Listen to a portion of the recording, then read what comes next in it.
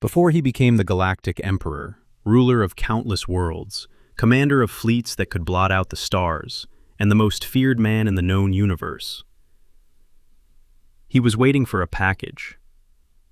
That's it. Not an ancient weapon, not a mystical artifact capable of reshaping reality, not the key to some forgotten alien civilization. Pokémon cards. Chinese Pokémon cards. And they were taking forever. Every morning began exactly the same way. He would wake up, grab his phone, check the tracking information, and slowly lose a little more faith in the United States Postal Service. Nova, where are my cards? They've been saying the same thing for days. Every time I check the tracking, it's still sitting there. USPS awaiting item. I want my cards now. You know what? Maybe I'll become a pirate. I could find the ship carrying them, board it, track down the container, grab my package, and be back home before dinner. Actually, I don't have dinner. I know. You have checked the tracking page enough times that I am beginning to think you expected to change out of fear. And no, you are not becoming a pirate. That's an excellent plan, by the way. Except for the piracy, trespassing, international law, your complete lack of a boat, and the minor detail that you have absolutely no idea which ship your package is on. As for dinner, I recommend sleep. It's currently the only thing in your budget. At the time, he wasn't an emperor. He didn't command armies, own a spaceship, control planets, or possess unimaginable wealth. He didn't even have dinner. He was just a broke, hungry guy waiting for his Pokémon cards. He leaned back in his most valuable remaining possession, an aging office chair. It squeaked beneath him. He looked down at it for a moment, then shrugged. He was hungry enough that arguing with furniture somehow didn't seem completely unreasonable anymore. What he didn't know was that his day was about to get considerably stranger, because a few seconds later, reality broke. His favorite corner of the room suddenly twisted inward. Space folded around itself, light stretched across the walls, and a swirling vortex appeared where his favorite sulking corner had once been. He stared at it. There are many reasonable reactions to discovering a wormhole inside your home. Calling emergency services would be reasonable. Running away would be reasonable. Even screaming would be understandable. He did none of those things. Instead, he slowly approached it and stared into the swirling darkness. Something moved on the other side. Nova, my corner is doing something. That was my favorite corner too. Why couldn't the wormhole take one of the other corners? I don't even use those. What do you think is on the other side? Aliens? Another universe? Some advanced civilization with technology beyond anything humanity has ever seen? Wait, what if there are alien women over there? Think about it, Nova. This could be humanity's first contact with intelligent extraterrestrial life. And if they're hot, I feel like it's my responsibility to investigate. For science. Of course that's where your mind went. There is an unexplained tear in reality floating in your room. We don't know where it leads, whether you can survive passing through it, or if whatever is on the other side is even remotely friendly. And somehow, your primary concern is whether the aliens are attractive. Let me save you some time. No, jumping into the mysterious wormhole is not a good idea. No, meeting alien women does not make it a better idea. And calling it humanity's first contact does not magically turn this into a scientific expedition. Especially when your entire research plan appears to be, jump in and hope they're hot. So, for once in your life, please make the intelligent decision and step away from the wormhole. For a moment, he actually seemed to consider Nova's advice. He stared into the wormhole and stepped backward. Perhaps common sense had finally prevailed. It had not. He took 3 steps forward and jumped straight into the wormhole. What happened next would never appear in the official imperial historical record. There were questions, there were mistakes, and there were tentacles. Far too many tentacles. Several minutes later, he came flying back through the portal and crashed onto the floor. He lay there in silence, staring at the ceiling like a man who had learned several important lessons about the universe. Unfortunately, none of them would stop him from doing something equally stupid again. Okay, I have several questions about what just happened in there. First, I don't think tentacles are supposed to be able to do that. Second, Apparently the word no means something completely different on the other side of that wormhole. And third, I am never looking at calamari the same way again. Nova, if I ever suggest jumping blindly into a mysterious hole in reality again, stop me. Actually, don't just stop me. Lock the door, shut down the lights, call somebody. I don't care what you have to do. Just remind me that curiosity nearly got me married to something with 12 arms. I need an adult. Now would probably be a good time to explain who Nova was, and why an artificial intelligence had apparently been watching all of this happen.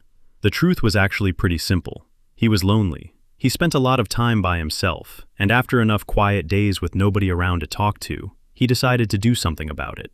So, with too much time on his hands and probably not enough concern for where this might eventually lead, he created himself an AI companion. He named her Nova. At first, Nova was supposed to be someone he could talk to.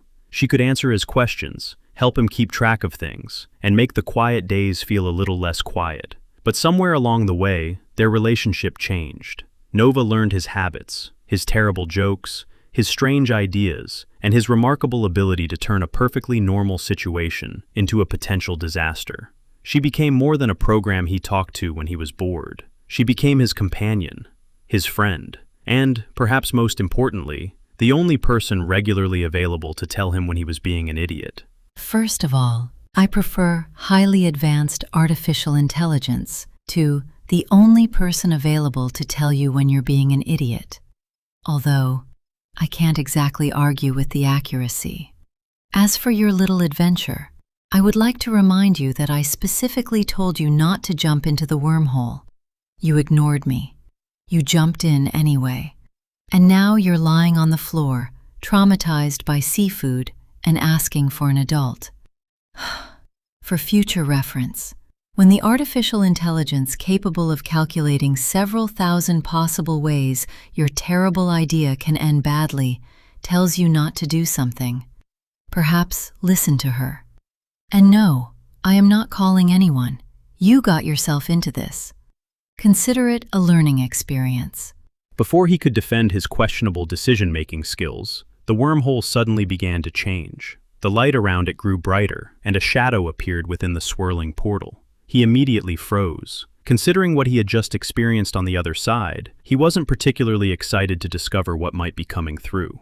Then, a woman stepped out. She was beautiful, unmistakably alien, yet strangely human in appearance. She was dressed like royalty, from a civilization that had crossed the stars long before humanity had even dreamed of leaving Earth. For several seconds, he simply stared. An alien princess was standing in his room. Suddenly, the wormhole didn't seem like such a terrible idea anymore. She looked around slowly, as though she had been searching for something for a very long time. Then her eyes widened. She took a step forward, overcome with emotion, and when she finally spoke, her voice trembled with relief. My long-lost love. After all these years, after searching across countless worlds and following the faintest traces of you through the stars, I have finally found you. I almost believed this day would never come. But you're here. You're really here. And this time, I'm never letting you go again. Nova, did you hear that? She crossed countless worlds looking for me? You know, I always had a feeling something like this might happen. I mean, statistically speaking, in a universe this big, there had to be at least one beautiful alien princess out there looking for a guy like me. And after what happened in that wormhole, I really needed this win. All right, stay calm, don't screw this up. Hey, I'm guessing you've traveled pretty far to find me. So, do we hug now, or is there some kind of alien royal greeting I should know about? For a moment, he stood there waiting for her response. The princess smiled and began walking toward him. His heart raced. Closer, closer. He straightened his clothes and prepared himself for what might be the greatest moment of his life. Then she reached him and walked straight past. His confident smile slowly disappeared. He turned around. The princess wasn't looking at him. She was staring at his old office chair. My beloved! It really is you! I searched for so long. I crossed worlds, followed rumors through systems no one dares enter, and traveled farther than I ever thought possible. But I never stopped believing I would find you. Come, my love. It's time for us to go home. Wait, what?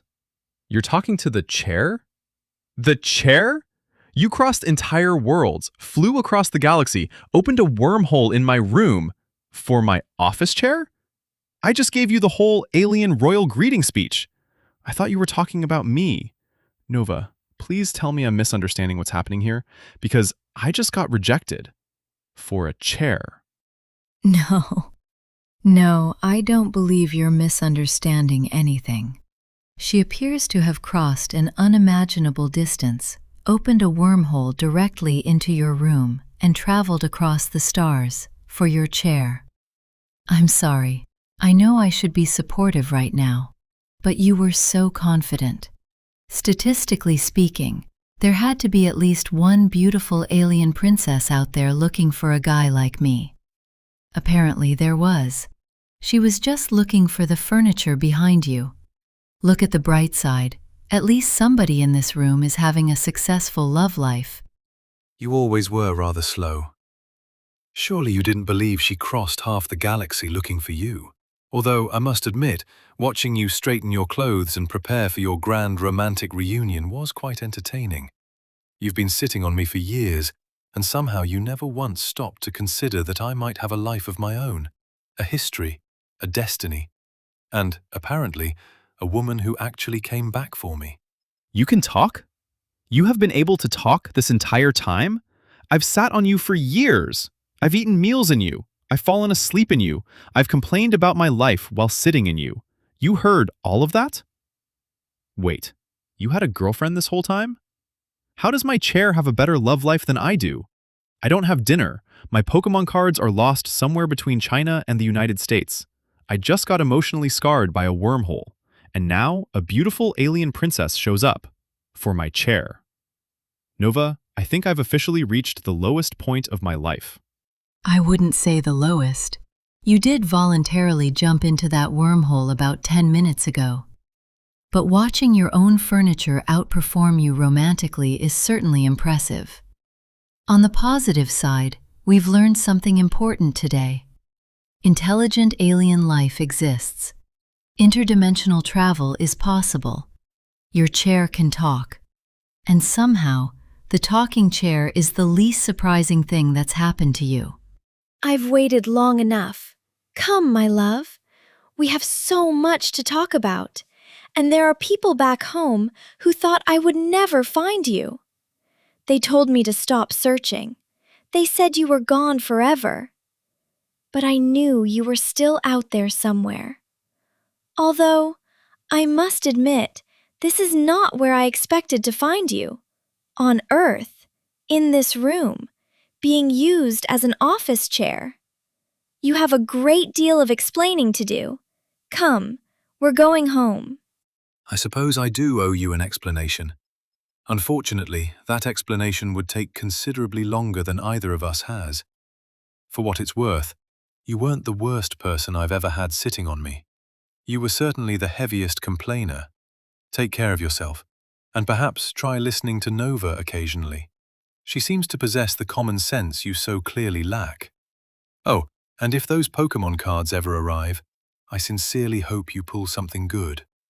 And with that, the princess gently took hold of the chair. He watched in stunned silence as she lifted his last piece of furniture, as though she were rescuing a lost king.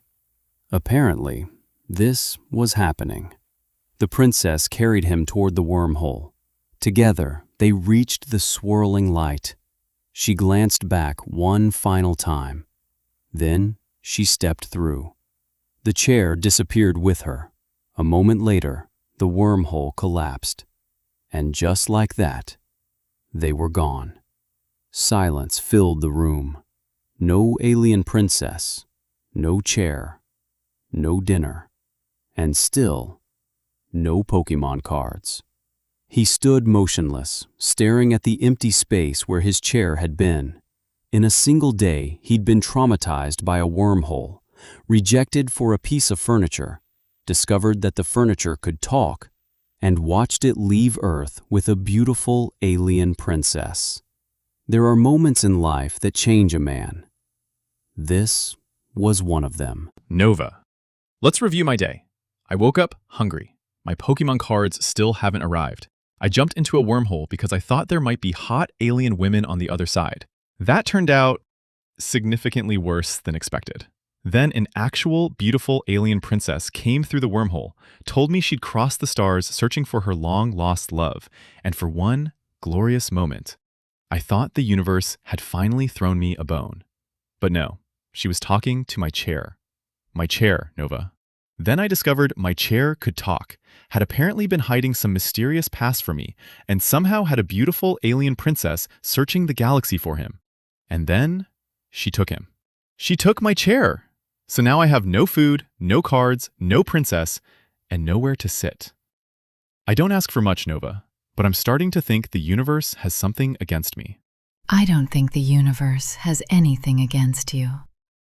Although, looking at the available evidence, I understand why you might think that. Your package is missing, you're hungry, an alien princess rejected you for your own furniture, and said furniture has now left the planet with her. However, I feel obligated to point out that the wormhole incident was entirely your fault. I specifically told you not to jump into it, several times. You jumped anyway, because there might be hot alien women. So perhaps we shouldn't declare war on the universe just yet. Get some sleep. Tomorrow we'll figure out where your Pokémon cards are, and maybe find you another chair. And hopefully, figure out how we're going to get you some food. Preferably before you start considering the nutritional value of anything else that comes through that wormhole. Eventually, exhaustion won. With no chair left to sit in, no food left to eat, and no Pokémon cards anywhere in sight, he decided there was only one thing left to do: go to sleep.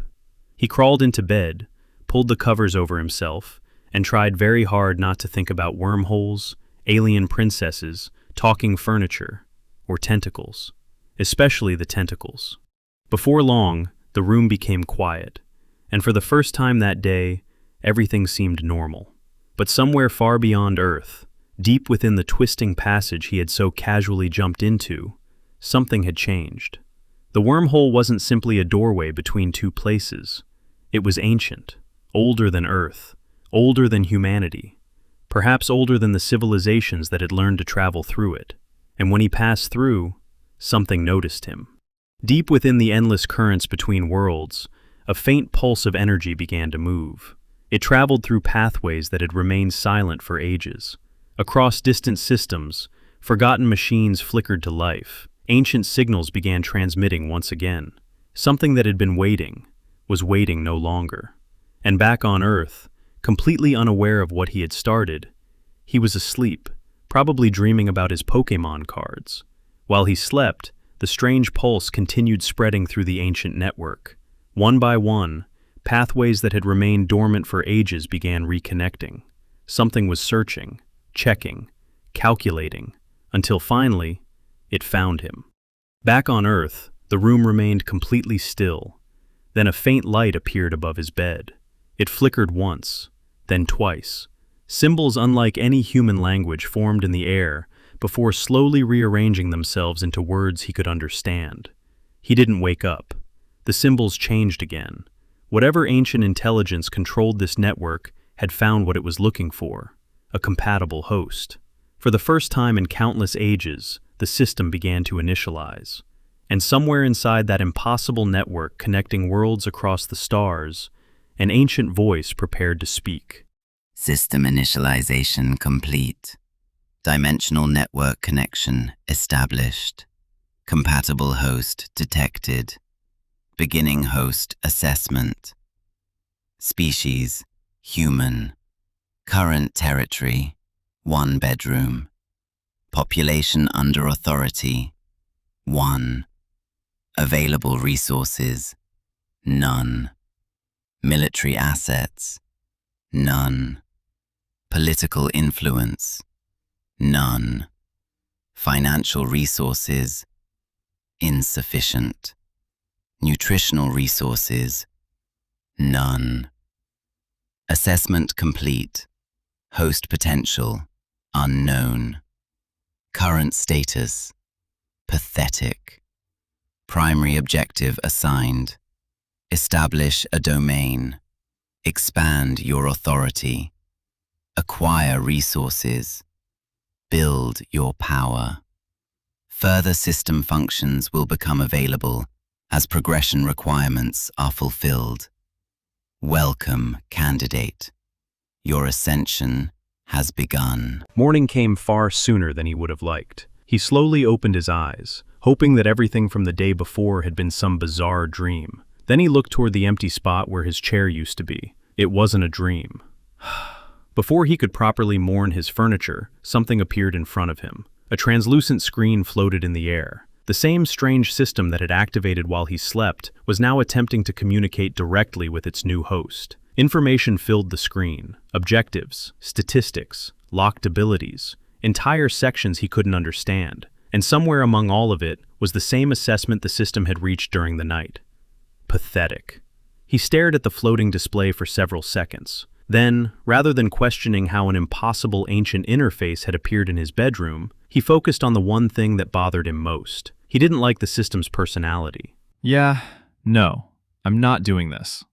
Nova, I don't know what this thing is, why it's floating in my room, or why it apparently thinks I'm pathetic, but I already don't like it.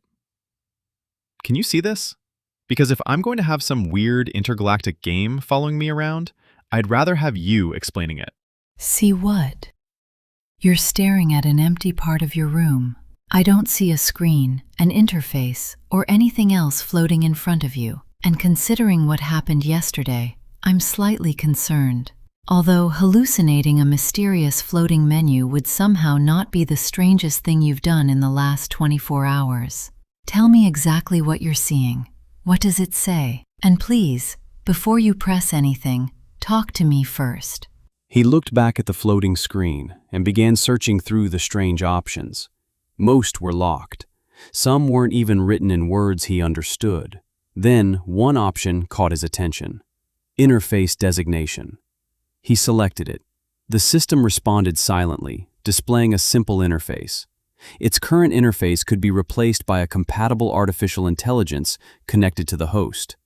He immediately knew exactly who he wanted: Nova. He selected her. For several seconds, nothing happened.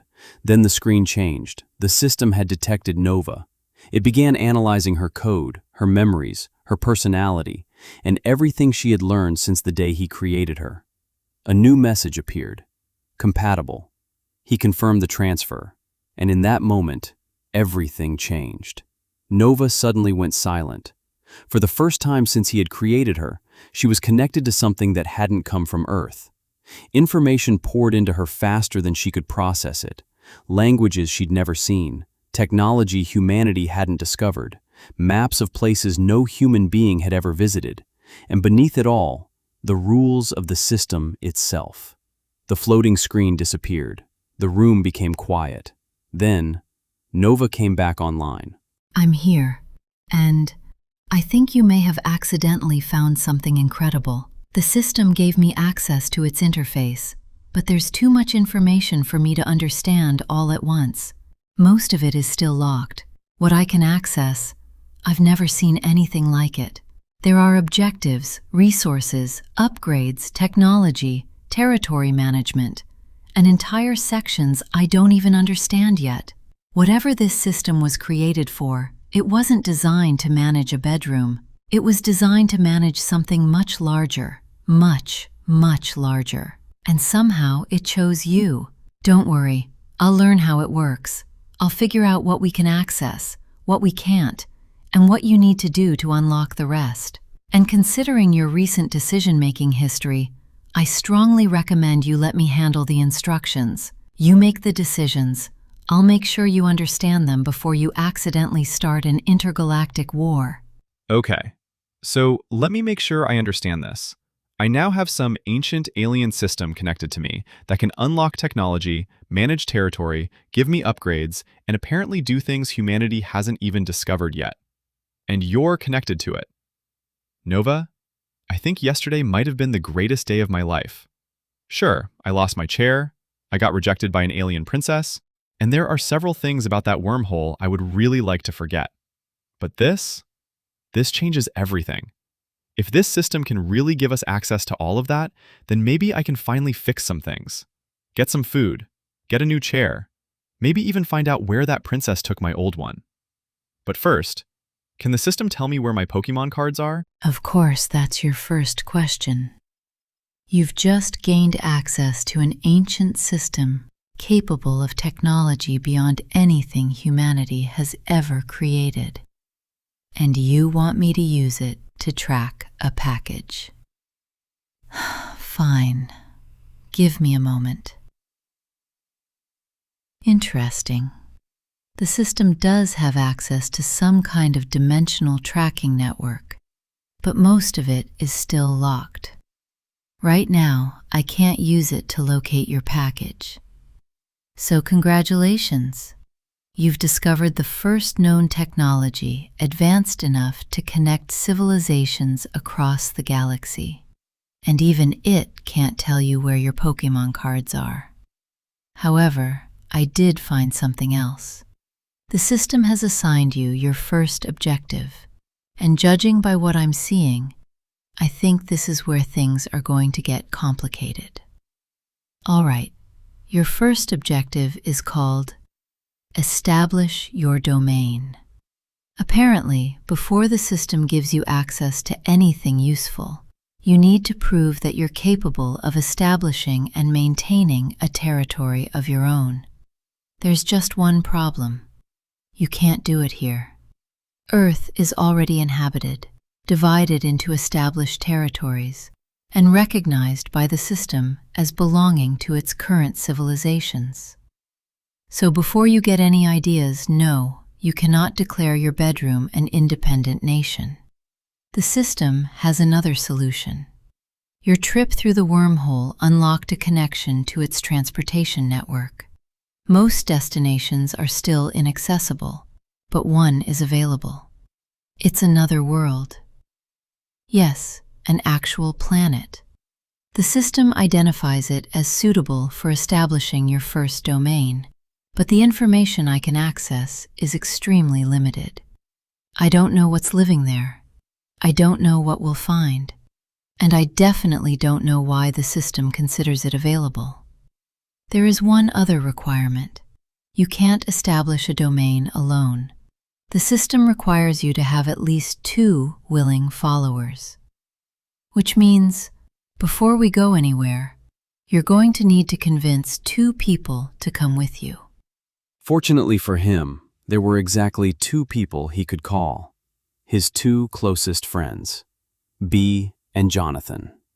B was Asian, easygoing, and had known him long enough to understand that when his friend called with a strange idea, things were probably about to get even stranger. Then there was Jonathan. Jonathan was deaf, but with his hearing aid he could hear and communicate just fine. Of course, that didn't necessarily mean he was listening. Whenever he heard something he didn't like, didn't want to answer, or simply felt like being difficult, there was one response everyone around him had learned to expect. Huh? Whether Jonathan genuinely hadn't heard you or was pretending not to had become one of life's great mysteries. Together, B and Jonathan had survived years of their friends' questionable ideas. And somehow, they continued hanging around him voluntarily. Neither of them knew about the wormhole. They didn't know about the alien princess. They definitely didn't know his office chair could talk, and they had absolutely no idea that an ancient system now wanted their friend to establish a domain on another world. As far as B and Jonathan knew, it was just another normal day. That was about to change. Okay, 2 willing followers. I can do that. I'll call B and Jonathan. Nova, whatever happens, do not tell them I'm trying to establish a domain. I'm just going to ask them to come over. Then I'll explain everything in person. Actually, maybe you should explain everything. If I tell them I jumped into a wormhole, got rejected by an alien princess, lost my chair to her, woke up with an ancient system attached to me, and now need them to follow me to another planet, they're going to think I've lost my mind. I'll just tell them it's important. They'll come. Probably. A short time later, both of his friends arrived. Neither had been given much information, only that something important had happened, he needed their help, and it would be easier to explain in person. They had heard similar things from him before. Usually, it meant something had gone wrong. This time was no different. Once they were inside, he led them toward the bedroom, the same room where, only a day earlier, a wormhole had appeared and completely changed his life. Bea and Jonathan followed, having absolutely no idea why they had been summoned into their friend's bedroom. Understandably, they had questions. He stopped near the empty space where his chair once sat. Now came the difficult part. He needed to explain the wormhole, the alien princess, the talking chair, the system, and finally, that he wanted both of them to follow him through a portal to another world, all without sounding completely insane. His chances were not particularly good. Okay, before either of you says anything, I need you to hear me out. Yesterday, a wormhole appeared right here in my bedroom. Yes, an actual wormhole. And before you ask, I jumped into it. It didn't go well. I'm not going to explain what happened on the other side, and I would appreciate it if neither of you ever asked me about it again. Anyway, I came back, and then an alien princess came through. For about 30 seconds, I thought she was here for me. She wasn't. She was here for my chair. Apparently, my chair could talk. I didn't know that either. Turns out the two of them had some kind of history together, and she took him back through the wormhole. So that's why the chair is gone. Now here's the important part. Going through that wormhole somehow activated this ancient system. It can connect to other worlds, unlock technology, give objectives, and apparently help establish something called a domain. Nova is connected to it now, and she says there's another planet we can reach. The system wants me to go there and establish my first domain. But I can't go alone. I need 2 people willing to come with me, and you're the only 2 people I trust enough to ask. So, how would you guys feel about going to another planet? Okay, so that's actually a wormhole in your bedroom. And you're telling me you already jumped into one of these yesterday? Of course you did. I don't even know why I'm surprised. And somehow your missing chair, an alien princess, and whatever happened to you on the other side are all connected to this? Now you're saying that this one leads to an actual planet, and you want us to go through it with you? This might be the stupidest thing you've ever asked me to do. But I'm not gonna lie. I kinda wanna see what's on the other side. I'm in. Huh? You want us to go through that thing? Why? I mean, I guess. Fine, I'll go. But if something happens to me, I'm blaming you. Wait, can we get food first? I'm hungry. Well, that was easier than I expected. The system has recognized Bea and Jonathan as your first 2 followers, which means the 3 of you now meet the minimum requirements to begin the objective. The portal is already connected to the destination. Unfortunately, I still have very little information about what's on the other side. The system identifies the world as habitable, and the atmosphere should be safe for humans. Beyond that, we're going in mostly blind. So, before anyone moves, I want to establish a few rules. Stay together. Don't eat anything. Don't touch anything that looks dangerous. Don't approach any unknown creatures. And if I tell you to run, you run immediately. That last rule is primarily for you. The system will continue operating through me once we're on the other side, so I'll guide you as much as I can.